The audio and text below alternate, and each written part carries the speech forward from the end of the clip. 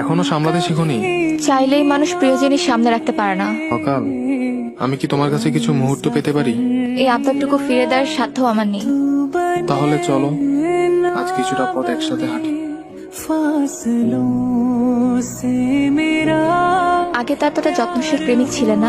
সময় মানুষকে বদলে দেয় জীববৈচিত্র্যের অভ্যাস। সত্য সহজ সুন্দরকে কেন গ্রহণ করতে পারো না? অপেক্ষায় অনেকটা প্রহর কাটিয়েছি, এখন শুধু নিঃশেষ হওয়ার পালা। আমারও সময় শেষ হয়ে এসেছে, এখন তোমার থেকে বিদায় নেওয়ার পালা। তোমার কি মনে পড়ে সেসব দিনগুলোর কথা? সেসব দিনগুলোর কথা মনে করে নিজের ভিতর হাহাকারকে আর বাড়াতে চাই না।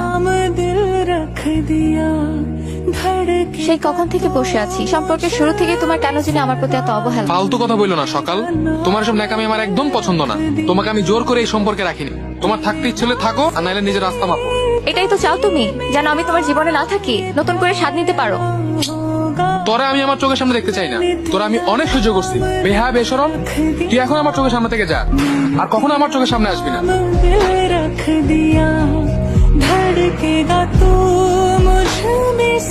বাহ, তুই আসলে একটা পুরুষ। তা না হলে তুই এত কিছুর পরে এভাবে বসে থাকতে পারিস? এত বকবক করিস না তো, যা এখান থেকে।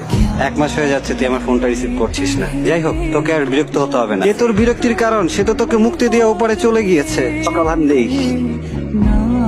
তোকে সেইবার ওর লাশটা দেখার জন্য ফোন দিচ্ছিলাম, তুই আমার ফোনটা রিসিভ করিসনি। এই নে, তোকে না বলতে পারা কথাগুলো সকালে চিঠিতে লিখে গিয়েছে, পড়ে নিস। প্রিয় বিলাস, সত্যি বলতে তুমি ছিলে আমার জীবনের সুখ বিলাস, কিন্তু যখন তুমি পরিবর্তন হয়ে ভালোবাসা কমিয়ে অবহেলা বাড়িয়ে দিলে, সেটা আমার মেনে নিতে খুব কষ্ট হচ্ছিল। খুব চেষ্টা করেছি মানিয়ে নিতে বিলাস।